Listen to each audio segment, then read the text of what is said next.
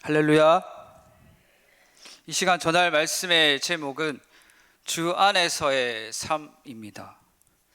이제 다음 주가 되면 선거가 있습니다. 선거가 되면 후보자들이 나와서 공약을 이야기합니다. 우리 그 공약을 듣고 그 선거에 관심이 있는 사람들은 그 공약이 어떤 공약인지 면밀히 살펴봅니다. 그 공약이 실행될 수 있는 근거는 뭔가? 그 후보자가 그렇게 말할 수 있는 근거의 출처는 어디 있는가? 그리고 그 공약을 실천할 수 있도록 그 후보자가 여지껏 그렇게 살아왔는가를 점검합니다. 그리고 이제 나는 누구 찍을 건가 그것을 결정하게 됩니다.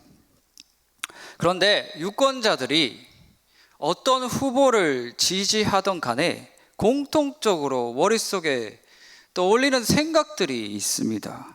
그게 뭔가 하면 과연 저 약속이 지켜질까 하는 그런 의문입니다.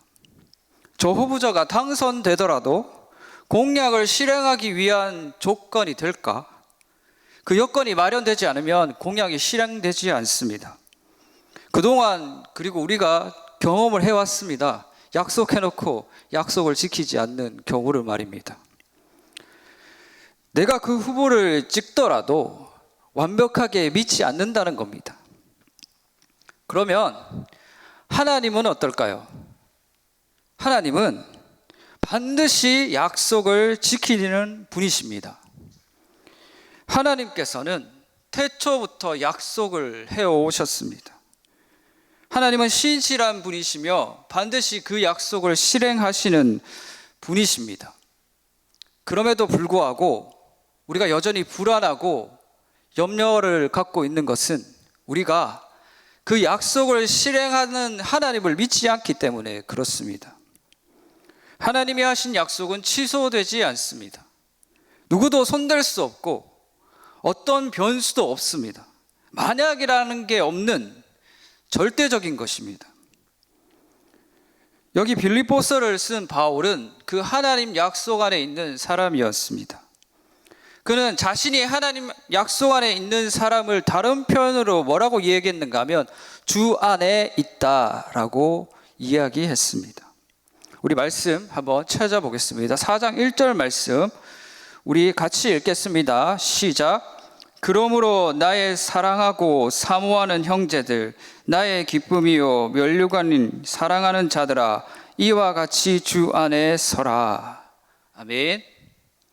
당시 이 빌립보서를 읽어야 하는 빌립보 교인들에게 대적자들이 많고 교회 내에 문제도 많이 있었습니다. 그런 상황에도 불구하고 주 안에 서라고 얘기한 것은 만유를 다스리시면서 우리를 구원하신 하나님을 믿어라. 그리고 예수 안에서 예수를 힘입어 굳건하게 서서 하나님의 말씀을 지켜라 라고 말하고 있는 것입니다. 여기 굳건히 서 있으라고 하는 말씀은 전시 때 군인들이 사용하는 단어였습니다. 어떨 때 사용하는가 하면 진을 구축해서 적들이 쳐들어올 때 대열을 유지하는 겁니다. 대열을. 그래서 싸우기 직전의 상태를 할 수 있습니다. 그리고 전쟁이 났을 때 자리를 지키는 것. 전쟁이 났을 때 자리를 지키는 것. 예수 믿는 사람은 바로 전쟁에 돌입하게 됩니다. 그래서 그 전쟁 때 너희는 지금 전쟁 중이니까 굳건하게 자리를 지켜라 라고 빌립보 교인들에게 바울이 전하고 있는 것입니다. 어디서 말입니까? 예수 안에서. 예수 안에서 굳건하게 서라. 포기하고 싶지만 끝까지 그것을 견디어낼 때 쓰는 단어가 굳게 서라입니다.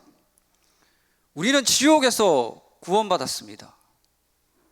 지옥은 싸움이 끊이지 않는 곳이고 절망과 죽음밖에 없는 곳입니다. 예수님께서 몸소 오셔서 우리를 그곳에서 꺼내 주셨습니다. 우리를 구원하여 주셨고 우리를 그 하나님 나라 바라보면서 살아갈 수 있도록 길을 내 주셨습니다. 그런데 문제는 우리의 육신과 우리는 아직 그 죄 많은 세상에 놓여 있다는 겁니다. 그래서 전쟁이 일어납니다. 외부에서도 전쟁이 일어나고 나의 내면에서도 전쟁이 일어납니다. 그래서 쉽지 않는 인생이라고 할 수 있습니다. 빌립보 교인들의 상태도 그런 상황이었습니다. 유대인들의 핍박, 그리고 율법주의, 그리고 성도들 간의 싸움, 이런 문제들로 끙끙 앓고 있었습니다. 바울은 그 전쟁에서 승리하는 비결을 예수 안에 있는 것이다 라고 본문을 통해 전달하고 있습니다. 때문에 2절에 보시면 유오디아와 순두계에게 이렇게 얘기합니다. 내가 유오디아를 권하고 순두계를 권하노니 주 안에서 같은 마음을 품어라. 한 마음을 품어도 다른 곳에서 품지 말고 주 안에서 품어라 라고 말씀하고 있습니다. 다시 말해서 예수님 안에서 일치를 보라고 하는 이야기입니다. 교회는 다양한 사람들이 옵니다. 살아온 인생이 다르고 성격이 다르고 취향이 다릅니다. 근데 보통 사람들끼리 만나면 그 다른 것을 인정하지 않고 그게 불편하고 괴로우니까 이게 싸움이 됩니다. 화가 나는 거예요. 다른 게 불편하니까. 그러다 보니까 교회 내에서는 분쟁이 발생하기 쉽습니다. 특히 빌립보 교회는 루디아가 세운 교회라서 여자들의 파워가 셌습니다. 그래서 여자 둘이 싸우는 게 교회 전체가 생각할 정도로 강한 문제였습니다. 그 둘 사이에는 여러 가지 이유가 있겠지만 가장 근본적인 문제는 뭔가 하면 예수님을 상실했다는 겁니다. 싸우는 사람들의 특징이 그거예요. 예수님을 상실했다는 거. 싸우는 교회는 예수님이 안 계십니다. 예수님이 없다는 것은 무엇 때문에 이곳에 왔고 당신이 누구고 무엇 때문에 이 생활을 시작했는지를 까먹은 겁니다. 싸우는 교회는 그런 예수님을 잃은 교회라 할 수 있습니다. 제가 10년 가까이 사역하면서 느낀 것은 교회는 완전하지 않다는 겁니다. 처음에는 이상했습니다. 이게 과연 교회인가? 나는 교회를 이렇게 알고 있지 않았는데 교회는 사랑하고 용서하고 섬겨주는 예수님의 사람들로 넘쳐나지 않는가? 그렇게 생각했지만 10년 동안 그런 교회는 단 한 군데도 못 봤습니다. 아프고 불완전하고 나약하고 그런 사람들이 모이는 곳이 교회였습니다. 그 중에 죄만 쏟아내면서 자기 하고 싶은 대로 하는 교회가 있는 반면에 아프고 불완전하더라도 하나님 말씀을 믿고 성령께 의지하면서 예수 안에 살려고 노력하는 교회가 있습니다. 우리는 후자일 줄 믿습니다. 우리 베들로 교회는 예수 안에서 살아보려고 노력하는 교회일 줄 믿습니다. 예수 안에 살아간다는 것은 내 삶의 의미를 예수님 안에서 찾는다는 겁니다. 다른 데서 찾는 게 아니고 내가 살아있는 이유를 예수님 안에서 찾는다는 겁니다. 내 삶이 예수님으로 규정되어진다면 반드시 그 사람은 예수님을 위해서 살게 되어 있습니다. 주를 위해 사는 인생이 복이 있습니다. 그 사는 인생이 남들이 보기에는 불완전하고 나약하고 볼품없어 보여도 하나님께서 인정하는 길이고 하나님께서 약속하신 영생이 있는 삶입니다. 그래서 그 삶은 아주 가치가 있습니다. 반대로 나를 사는 인생은 멸망밖에 없습니다. 생명이 없습니다. 우리네 신앙생활에서 이 생명이라는 말은 꽤나 중요한 위치를 차지하고 있습니다. 특별히 저 같은 설교자에게는 정말 무서운 하나님의 심판과도 같은 말씀입니다. 설교자가 설교잔에 서서 설교를 하는데 생명이 없는 것, 그거 정말 무서운 겁니다. 생명이 없다는 말은 다른 말로 설교 안에 예수님이 없다는 겁니다. 그리고 그냥 말하는 예수님이 아니라 성령께서 증거하시는 예수님이 있어야 합니다. 이 설교에. 그게 진짜 생명입니다. 살아있는 설교는 그 성령께서 증거하는 예수님이 반드시 있어야 합니다. 그래서 그것을 전하지 못하면 설교자는 죽은 것이나 마찬가지입니다. 그래서 무섭습니다, 이 자리는. 그래서 끊임없이 하나님께 구해야 되고 하나님께 말씀을 받아야 하는 것입니다. 성령께서 증거하시는 예수님의 복음은 능력이 있습니다. 사람을 살리고 마귀의 권세를 무너뜨립니다.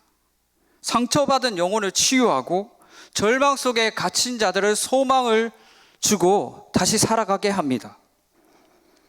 예수 믿는 축복이 뭡니까? 성령 받고 하나님을 실제로 만난다는 겁니다. 책 속에 있는 하나님이 아니고 정말 살아계신 하나님을 만난다는 겁니다. 그 하나님은 천지를 창조하셨고 말씀 하나로 모든 것을 이루신 분이십니다. 그 어떤 권세도 무너뜨릴 수 없는 그 하나님을 실제로 만난다는 겁니다. 그게 예수 믿는 사람의 축복입니다.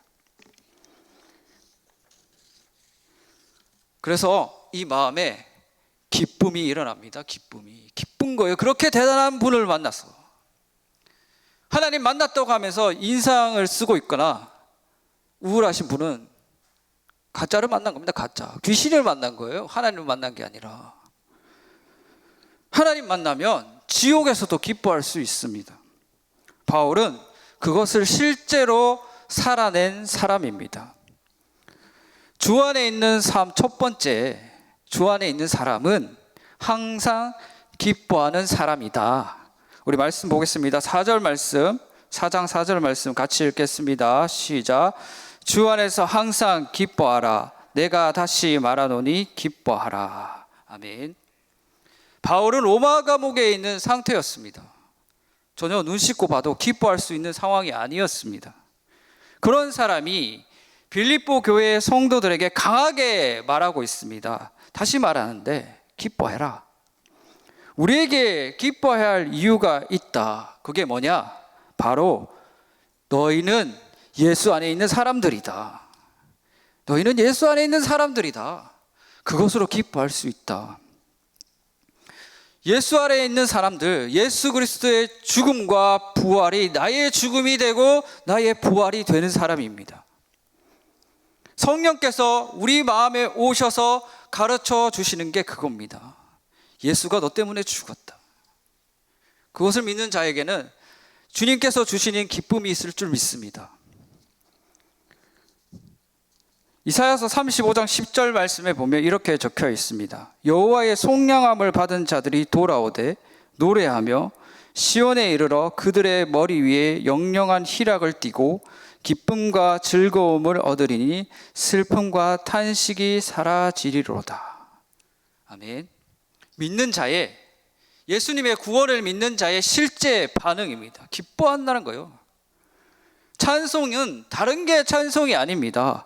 구원의 기쁨을 노래한 게 찬송입니다. 오늘 방금 전에 찬송했죠? 십자가 내가 처음 볼 때 나의 마음에 큰 고통이 사라져 오늘 믿고서 내 눈 밝았네 참 내 기쁨 영원하도다. 이건 내가 노력해서 얻는 기쁨이 아니라 하나님께서 주시는 기쁨입니다. 이건 축복입니다. 축복. 예수님을 본 것이요 하나님께서 보여주시는 생명의 길을 본 사람이 하나님을 찬송하게 되어 있습니다. 그래서 저는 예전에 예수님 처음 믿고 교회로 돌아왔을 때 그 성가대가 하는 찬송을 들었을 때 이게 무슨 소린가 했습니다. 세상에서 처음 듣는 소리였습니다. 왜 그런가 하면 하나님을 높이는 영으로 찬양하는 찬송이었기 때문에 그렇습니다. 예수님 믿고 처음 듣는 소리였습니다. 그건 세상이 낼 수 없는 소리고 하나님께서 반드시 예수 그리스도를 믿게 해주는, 그러니까 예수의 이름을 받은 자들만이 할 수 있는 영광스러운 것이 바로 찬송입니다. 하나님의 기쁨은 하나님의 사람만이 누릴 수 있습니다. 저는 처음 하나님을 만났을 때를 기억합니다. 그때 너무나 기뻤습니다. 세상이 좀 이런 말 하면 부끄럽지만 온통 핑크빛이었습니다. 핑크빛. 가슴이 터질 것 같아가지고 도저히 집에 있을 수가 없어서 뛰쳐나갔습니다. 하루 종일 돌아다녔습니다. 막 돌아다니면서 막 찬송 부르고, 누가 보면 좀 미친 사람 같았는데 계속 찬송 부르면서 하루 종일 돌아다녔습니다. 그때 세상이 변해 있었습니다. 어떻게 변해 있었는가 하면, 항상 부정적으로 바라보던 것이 긍정적으로 바라보게 되고, 또 보이지 않던 하늘이 보이고 보이지 않던 땅에 핀 꽃이 보였습니다. 그리고 지나가는 사람들이 보였고 바람이 느껴졌고 비가 내리는 게 시원했습니다. 이게 무슨 뜻이냐? 하나님의 창조가 보였다는 겁니다. 하나님의 창조. 예수 믿고 나서 그 하나님을 만나니까 하나님이 창조하신 세계가 보였습니다. 내가 너를 위해 이것을 만들었다라는 것이 마음에 믿어졌습니다. 그래서 돌아다니면서 너무 기뻤습니다. 하나님이 나를 위해 이렇게 애를 쓰셨구나. 그래서 다른 한편으로는 하나님께 죄송했습니다. 몰라봐서 죄송했습니다. 하나님께서 이렇게 열심을 다하셨고 노력하셨는데 그동안 살아온 인생이 하나님을 몰라보는 죄짓는 인생이라서 하나님께 죄송했습니다. 그때 그 하나님의 사랑이 참으로 많이 느껴졌습니다. 그게 기뻤습니다. 지옥 같은 세상인 줄 알았는데 아니었구나. 나는 버림받은 사람인 줄 알았는데 아니었구나. 하나님이 끝까지 나와 함께 계셨구나. 그때 알아졌습니다. 그래서 그때 어떤 생각이 들었는가 하면, 예수님만 계신다면 나는 어디든지 가서도 살 수 있구나. 내 손에 아무것도 없어도 예수님만 의지해도 살 수 있구나라는 것을 그때 믿게 되었습니다. 저는 그때 야간 타임에 일하고 있었습니다. 그런데 예수님 만난 기쁨이 너무 기쁜 나머지 계속 웃고 있었습니다. 근데 일을 못하는데 계속 웃고 있으니까 사람들이 좋아해 주었습니다. 그래서 사람들이 오면 저한테 항상 음료수를 한 개씩 놓고 갔습니다. 보통 남자 점원들은 그런 대접을 못 받는데 저한테 음료수를 계속 선물해 주고 갔습니다. 계속 웃고 있으니까 야간 내내. 한 달 내내 웃었습니다. 그런데 딱 한 달이었습니다. 한 달. 한 달 지나고 나서 사람들이 저를 인정해 주고 또 돈을 벌고 그렇게 되니까 마음에 다른 게 들어왔습니다. 점점 나에 대해서 그러니까 교만함이 쌓여졌습니다. 하나님만으로 만족했던 삶이 아니라 다른 게 눈에 들어와서 다른 게 갖고 싶고 다른 게 바래졌습니다. 그렇게 살아가다 보니 처음 그 하나님을 만났던 기쁨이 없어지는 거예요. 이 마음에서 그때 깨달았습니다. 아, 이게 하나님이 주시는 기쁨이 없는 게 이게 지옥이구나. 이렇게 살다가는 망하겠다. 그렇게 생각되었습니다. 다시 불안해지고 화를 내고 쫓기는 생각이 들었습니다. 그때 하나님께서 저한테 가르쳐 주신 게 있는데 뭘 가르쳐 주셨는가 하면 예배였습니다. 예배. 너 예배 자리 지켜라. 그래서 예배에서 하나님 만나려고 죽기 살기로 애를 썼습니다. 과거의 나쁜 습관들도 끊는 것이 바로 그때였습니다. 새벽마다 나와서 하나님께 매달렸습니다. 하나님, 나 좀 만나주세요. 제발 만나주세요. 이미 만났다고 하지만 그때 저는 마음에 실제하신 하나님을 만나지 않으면 하나님 없다고 생각했습니다. 뭐 배운 게 없어가지고 실제로 이 마음에 느껴지지 않으면 하나님을 만났다고 생각을 안 했습니다. 그래서 새벽에 나가서 죽기 살기로 기도하고 하나님께 매달렸습니다. 하나님 만나주세요. 그때 그렇게 하나님을 구했던 거는 하나님이 뭘 소원을 들어주소가 아니라 하나님 만나면 그냥 기뻤습니다. 새벽 기도 때 나와서 하나님 만나면 그냥 기뻤습니다. 세상 즐거움은 잠깐이지만 그렇게 하나님이 주시는 기쁨은 너무 좋았고 내 삶을 일으키는 능력이 되었습니다. 찬송을 배운 것도 그때였습니다. 사람들과 함께 찬양하는 게 너무 좋았습니다. 외국인들하고 찬양하고 또 대학교에 기독교 동아리 대학생들하고 같이 찬양하고 예배하는 게 너무 좋았습니다. 성령이 오시는 그 예배의 기쁨이 있었습니다. 그때 자동 반사적으로 이 마음에서 터져 나오는 게 뭔가 하면 하나님 이 자리에 있게 해주셔서 감사합니다 였습니다. 이런 자리에, 하나님이 오셔서 기쁨을 주는 자리에 나를 있게 해주시는 게 너무 감사했습니다. 하나님이 허락해 주셔야지만 그 자리에 갈 수 있습니다. 사도 바울도 빌립보 교인들도 실제는 어렵고 힘든 상황이었습니다.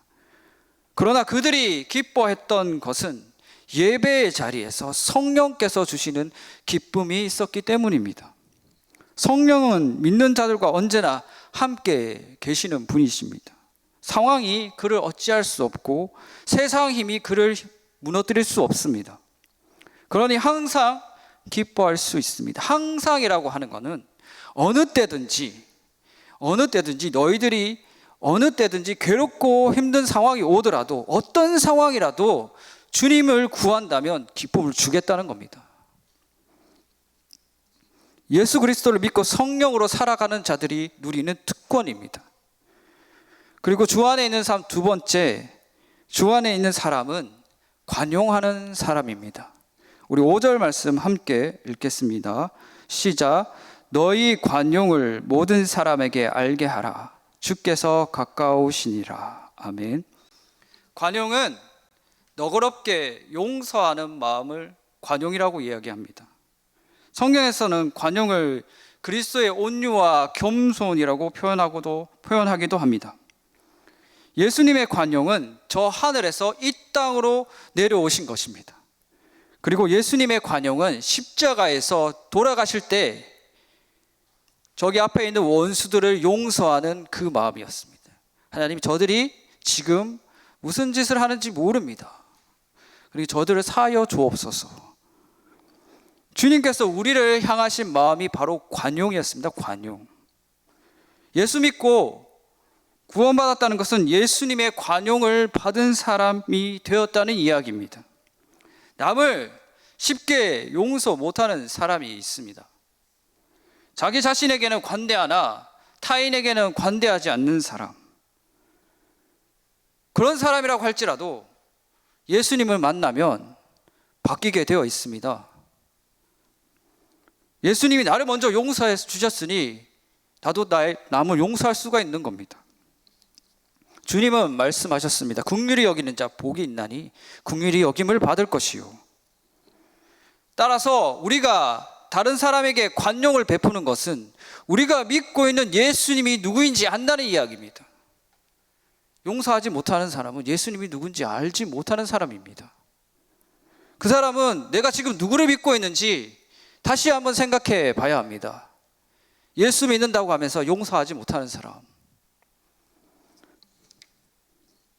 그리고 바울은 여기 말씀에 보면 너희 관용을 모든 사람에게 알게 하라라고 이렇게 말씀을 전하고 있습니다. 이게 뭔 뜻인가 하면 너희들의 삶을 통해서 예수 그리스도를 전달해라 라는 겁니다. 너희들의 삶을 통해서. 관용은 예수를 전달하는 강력한 매개체가 됩니다.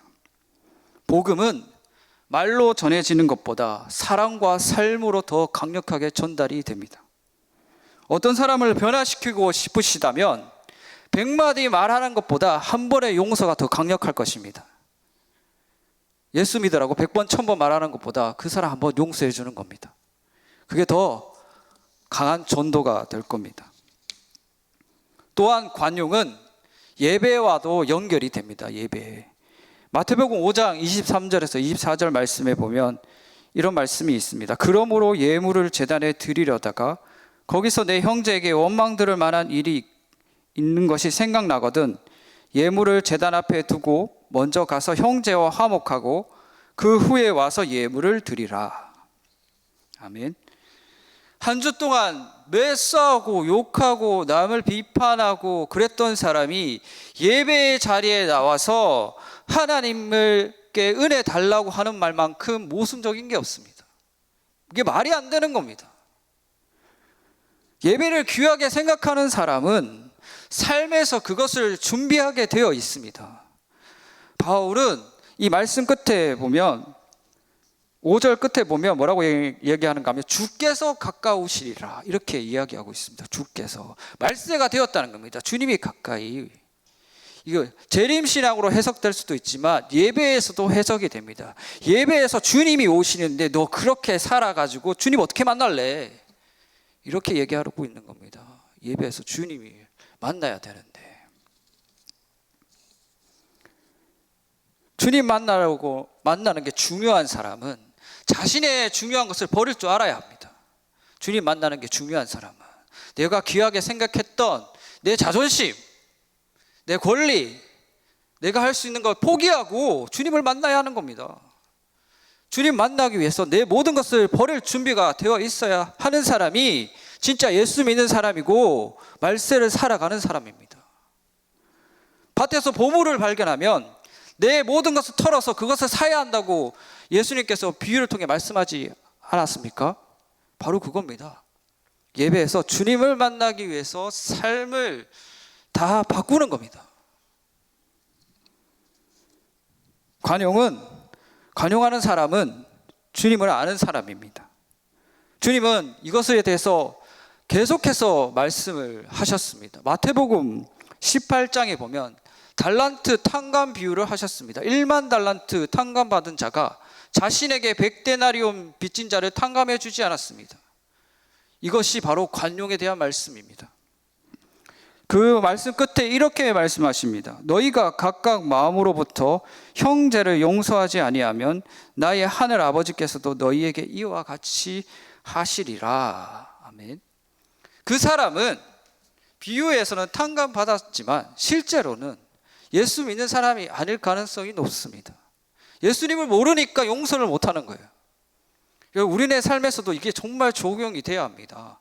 우리가 예수님의 마음을 품지 않는 것은 우리가 누구에게 구원받았는지를 다시 한번 생각해 봐야 합니다. 내가 믿고 있는 예수님이 누군가? 내가 믿고 있는 예수님이 누군가? 관용은 주님의 마음입니다. 또한 잃어버린 아들을 향한 아버지의 마음입니다. 아들이 돌아오기를 간절히 바라는 아버지의 마음. 탕자의 비유에서 큰아들은 그 아버지의 마음을 몰라봤어요. 그저 자기를 차별하는 것으로 속이 상해가지고 아버지의 마음을 몰랐습니다. 그러나 예수님을 믿는 사람이라면, 여러분이 만약 예수님을 믿는 사람이라면 그 아버지의 마음을 알아먹어야 합니다. 아직 예수 믿지 않는 잃어버린 양들을 향한 아버지의 마음, 그 아버지의 마음이 이 안에 있을 때 그 사람은 관용을 살아낼 수가 있는 겁니다. 관용한 사람은 그 사람을 단편적으로 보지 않습니다. 그 사람이 잘못하는 그 잘못만 보지 않습니다. 그 사람을 입체적으로 봅니다. 저 사람이 왜 저렇게 행동을 할까? 저 사람이 왜 말을 저렇게 할까? 저 사람이 왜 사람들을 만날 때마다 상처를 주고 저렇게 행동할까? 과거에 어떤 아픔이 있었기에, 또한 어떤 상처가 있었기에 저렇게 행동할까? 이해하려고 애를 씁니다. 그리고 그 사람에게 가서 그 사람의 문제에 대해서 얘기하기 전에 그 사람을 위해서 기도합니다. 내가 그 사람을 바꿀 수가 없으니까. 하나님, 저 사람을 만나 주옵소서. 저 사람이 주님을 만나 새 삶을 얻게 하여 주옵소서라고 기도하고 그 사람에게 갑니다. 정죄하는 게 아닌 기도부터 합니다. 그래서 주 안에 있는 사람은 기도하게 되어 있습니다. 주님 안에 있는 사람 세 번째, 주님 안에 있는 사람은 기도하는 사람이다. 우리 6절 말씀 함께 읽어보겠습니다. 시작. 아무것도 염려하지 말고 다만 모든 일에 기도와 간구로 너희 구할 것을 감사함으로 하나님께 아뢰라. 아멘. 제가 어떤 사람에게 제 고민을 얘기했는데 그 사람이 저한테 그거 아무것도 아니야 라고 얘기하면 제 기분이 안 좋아질 수도 있습니다. 왜냐하면 나는 진지하게 그 얘기를 했는데 이 사람이 내 문제를 가볍게 여기는구나 라고 생각되기 때문에 기분이 안 좋아질 수도 있습니다. 그런데 여기는 주님이 말씀하시는 겁니다. 아무것도 염려하지 마라.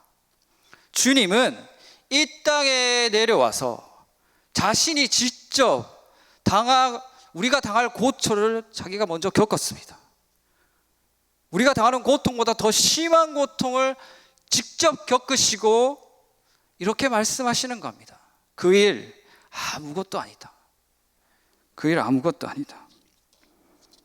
그러나 우리는 현실에서 이렇게 고백하기란 쉽지가 않습니다. 그만큼 우리의 삶은 힘들고 당장 눈앞에 있는 현실은 우리가 감당하기 쉽지 않기 때문에 그렇습니다. 그런데 주님이 말씀하셨다면 그 말씀 믿고 달려가야 하는 게 우리의 의무입니다. 내 생각에는 그렇지 않다고 하더라도 이스라엘 정탐꾼들을 생각해 보시기 바랍니다. 그들에게 가나안 땅과 아낙 자손은 현실이었습니다. 진짜 눈에 보이는 현실, 진짜 눈에 보이는 현실의 압박과 고통이었습니다. 그런데 주님은 뭐라고 말씀하십니까? 들어가라. 갈렙은 그 말씀을 믿고 들어갔습니다. 그래서 들어가자고 그 사람들을 설득하기도 하였습니다. 그는 하나님께 충성하였고 가나안 땅에 들어가서도 헤브론 산지 앞에서 하나님께 이렇게 얘기했습니다. 그날에 여호와께서 말씀하신 이 산지를 지금 내게 주소서. 당신도 그날에 들으셨거니와 그곳에는 아낙 사람이 있고 그 성읍들은 크고 견고할지라도 여호와께서 나와 함께 하시면 내가 여호와께서 말씀하신 대로 그들을 쫓아내리이다 하니. 이게 뭔가 하면 믿음의 고백입니다. 하나님의 약속을 믿는 믿음의 고백. 우리가 이 갈렙처럼 믿음의 고백을 하려면 어떻게 해야 하냐? 기도해야 합니다. 기도해야 합니다.